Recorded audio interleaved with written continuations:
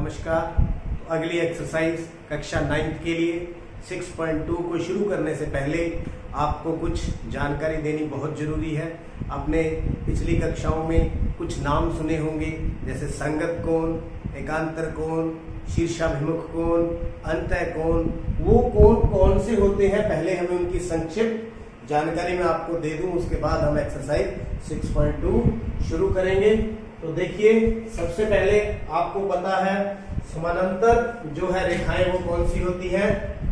वे लाइनें जो कभी एक दूसरे को प्रतिच्छेद नहीं करती। जैसे रेलगाड़ी की पटरी आपने देखी है, वो कभी भी एक दूसरे से नहीं टकराती, नहीं काटती, उनको बोलते हैं समांतर रेखाएं। यहां पर मैंने एक PQ और RS दो समानांतर रेखाएं हैं, और यहां पर एक मैं यहां पर ट्रांसवर्सल खींचता हूं, तिर्यक रेखा, इसको बोलते हैं तिर्यक रेखा।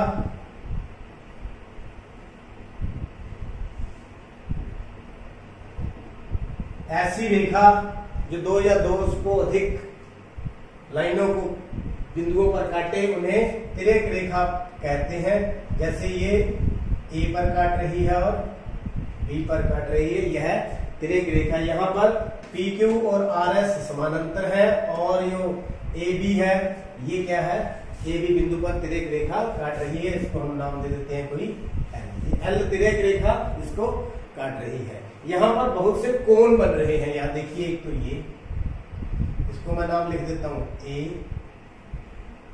B, C, D, E, F, G, H। कितने कोण बन गए? A बन गया, B, C, D, E, F, G, H, ऐसे बहुत से कोण हमारे पास बन चुके हैं। तो जो जानकारियां मैं आपको देना चाहता हूं, जैसे सबसे पहले ये जो समानांतर रेखा हो, अगर जो PQ है समानांतर का निशान इस तरह से लिखते हैं, वो RS के क्या है? समानांतर है। PQ RS के समांतर रेखा इस तरह से। तो देखिए, यहां पर कौन कौन से पेड़ बनते हैं? एक तो देखिए संगत कोण, क्या बोलते हैं? Corresponding angle. तो संगत कोण युग्म पहले तो समझेंगे कौन से होते हैं, फिर देखेंगे क्या वे बराबर होते हैं। संगत कोण का मतलब ये हमारी समानांतर रेखाएं एक ही तरफ, जैसे ये वाली, उसी तरह से ये वाली। तो कितने युग्म है यहां पर? यहां देखिए A और E, A और E। और एक बात जो आपको ध्यान रखनी है, और ये हमेशा बराबर होते हैं, ये हमेशा बराबर होते हैं। और कौन कौन से हैं यहां पर? B और F, B और ये भी बराबर होंगे। इसी तरह C और कोण G। एक और रह गया D और H, D बराबर में H। ये कौन से युग्म है? संगत कोण युग्म। और संगत कोण क्या होते हैं? बराबर होते हैं। क्या होते हैं? बराबर। तो ये हम जो एक्सरसाइज करेंगे वहां पर इनका इस्तेमाल होगा, आपने ध्यान रखना है और पहचान करनी है कौन से संगत कोण होते हैं और ये क्या होते हैं, आपस में बराबर होते हैं। और एक होते हैं एकांतर कोण। कौन से? एकांतर कोण। तो एकांतर कोण भी दो तरह के होते हैं। एक होते हैं अंतः एकांतर कोण, और एक होते हैं बाह्य एकांतर कोण। तो बाह्य और अंतः समझ लीजिए। अंतः तो ये अंदर वाले, बाह्य ये बाहर वाले। अगर बाहर वाली बात करें तो यहाँ पर है A, B, G और H, ये बाह्य कोण है इसके। ये वाले कौन से हैं? बाह्य कोण। और ये अंदर वाले अंतः। मेरे ख्याल में समझ आ गई। अंदर जो अंदर की तरफ बन रहे हैं, बाह्य जो बाहर की तरफ बन रहे हैं। अंतर एकांतर में कौन कौन से हैं? देखिए, ये देखिए एक यहाँ पर सी और ई, सी और ई, ये दोनों एकांतर कोण युग्म है और ये भी बराबर होते हैं। और इसकी निशानी ये जेड में बनती है। किसमें? जेड, इस तरह का जेड।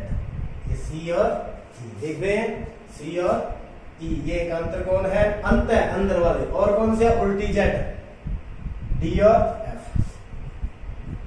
डी और एफ। तो ये एकांतर कोण युग्म है और बराबर है। एकांतर कोण युग्म और एकांतर कोण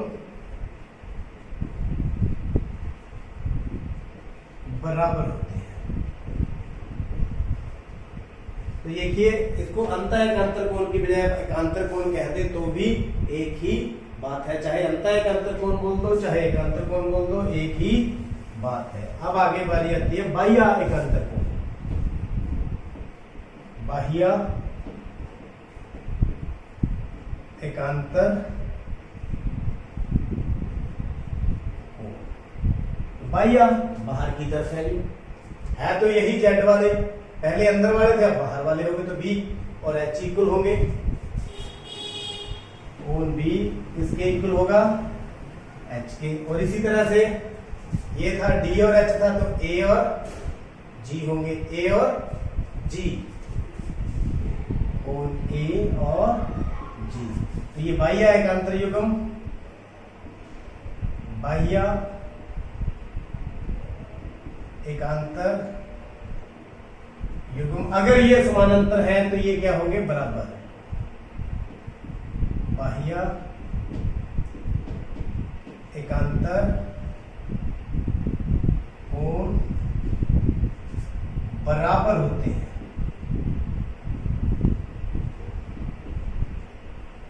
कब बराबर होते हैं? जब ये दोनों लाइनें समानांतर हो और एक ट्रांसवर्सल तिर्यक रेखा इनको काटे। अब बारी आती है अंतः कोण।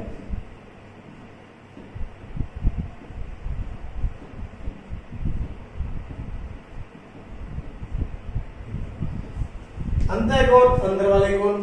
तो यहां पर एक नियम लगता है, जैसे ये दोनों के अंदर एक ही तरफ वाले कोण है, जैसे डी और ई, डी और कोण ई, अगर दोनों का जोड़ देखें तो वो हमेशा 180 होता है। ये बात ध्यान करने वाली है। अंतः कोण युग्म मतलब ये एक ऐसा जोड़ा है जिनका जोड़ 180 होता है। इसी प्रकार इस साइड वाले सी और एफ, कोण सी और एफ, इनका जोड़ कितना होता है? 180। तो ये ऐसी चीजें हैं जो आपको इस एक्सरसाइज में इस्तेमाल होने वाली है। संगत कोण युग्म ये लिखे हुए हैं, एकांतर कोण युग्म जो जेड में बनते हैं, बाह्य एकांतर कोण जो बाहर की तरफ बनते हैं, अंतः कोण युग्म इनका जोड़ जो अंदर वाले कोण है इनका जोड़ 180 होता है। एक आपको दोबारा जल्दी से बता दूं, शीर्षाभिमुख कोण वैसे आपको पहले भी पता है, लेकिन यहां पर भी बन रहे हैं बहुत से युग्म है। यहां पर शीर्षाभिमुख कोण जो कि होते हैं बराबर होते हैं। तो यहां देखिए इस लाइन को अगर मैं छोड़ दूं तो यहां पर देखिए कौन कौन से शीर्षाभिमुख है? कोण ए और सी। ये दो लाइनें जब प्रतिच्छेद करती हैं तो उनके ऑपोजिट जो कोण बनते हैं वर्टिकली अपोजिट बोलते हैं या शीर्ष विमुख कोण बनते हैं, उनको बोलते हैं। ए सी के बराबर है और बी किसके बराबर है? डी के बराबर है। इसी प्रकार दूसरी में ई किसके बराबर है? जी के। दोनों क्या होते हैं? बराबर। एफ किसके बराबर है? एच की। तो मेरे ख्याल में ये मैंने आपको वापस रिमाइंड करवा दिया। शीर्षाभिमुख कोण तो ये यहाँ पर इस्तेमाल होने वाले हैं। आइए इनको लेकर के एक्सरसाइज 6.2 को शुरू करें। 6.2 का जो फर्स्ट सम है इसको हम हल करते हैं। यहाँ पर क्या है? x और y के मान ज्ञात करने हैं और साथ में क्या सिद्ध करना है कि ये भी पैरेलल CD है। तो आप देखिए ये जो लाइन है L है वो एक लाइन है और ए बी क्या है? यहाँ पर दो कोण बना रही है। यहाँ पर मान लेते हैं P। तो 50 और x, 50 और x यानी कि 50 प्लस में x प्लस और किसके बराबर होगा? 180। क्यों? क्योंकि यहां पर ये क्या बना रही है, रैखिक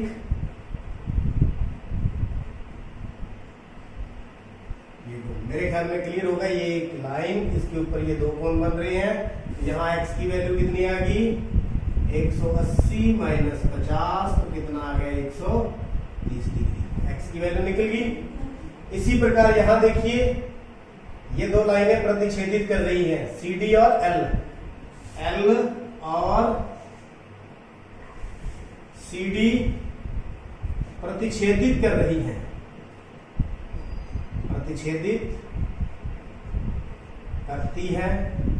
तो जो y और 130 है, ये दोनों क्या होंगे, शीर्षाभिमुख कोण। वो क्या होते हैं, बराबर, शीर्षाभिमुख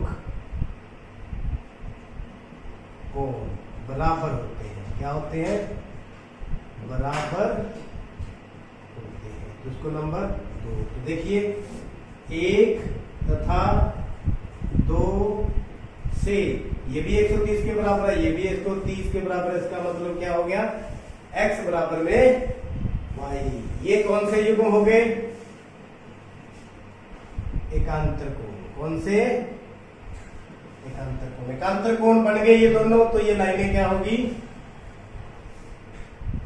AB पैरेलल टू CD। इसलिए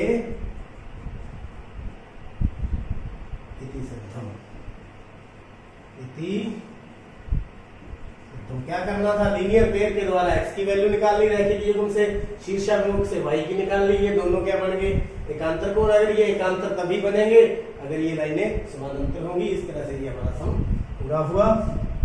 तो यहाँ पर देखते हैं हल। यहाँ पर हमारे पास क्या है, जो AB है वो समानांतर CD है, और जो CD है वो समानांतर EF है। इसका मतलब क्या है, ये तीनों ही समानांतर हैं। इसका मतलब क्या हुआ, ये तीनों भी समानांतर हैं। I और Z का अनुपात कितना दिया हुआ है, 3:7। तो मान लो y बराबर 3m और z बराबर कितना मान लें, 7m। m क्या है, इनकी रेशो है, कांस्टेंट रेशो। यहां पर हमने m ले ली। तो अब आप देखिए, ये जो लाइन है इसकी ट्रांसवर्सल है। यहां ये दो कोण बन रहे हैं, कोण y और कोण t, दोनों का जोड़ 180। क्यों, रैखिक।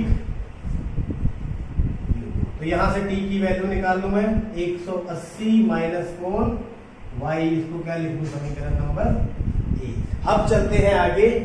जो CD है किसके समानांतर है, ये दोनों लाइनें समानांतर है।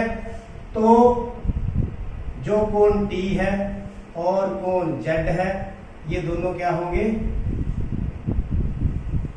एकांतर कोण।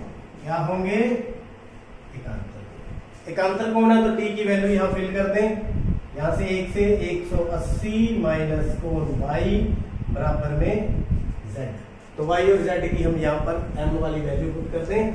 180 माइनस 3m बराबर में 7m। 180 बराबर 7m प्लस 3m। 10m बराबर में 180। तो m की वैल्यू यहां पर कितनी आ गई, 18। m बराबर में 18। तो हमने निकालना क्या है, x की वैल्यू। तो लेकिन हम पहले y की निकाल लें। तो देखिए y बराबर में कितना है, 3m, मतलब 3 गुना में 18 बराबर में 54। y तो निकल गया कितना, 54। अब ये देखिए, ये दोनों समानांतर है, AB समानांतर CD। तो कोण x प्लस कोण y बराबर में 180। क्यों, अंतः कोण। अंतः कोण जो होते हैं उनका जोड़ कितना होता है, 180। तो यहाँ y की वैल्यू भर दें, x की निकल जाएगी 180। तो कोण x बराबर 180 माइनस 54, मतलब कितना आ गया, 10 में से 4 गए 6, 17 में से 5 गए 12, 26 डिग्री। तो हमने क्या निकालना था, x का मान। x का मान 126 डिग्री है। This is the answer. तो उम्मीद करता हूं आपको ये भी समझ आ गया।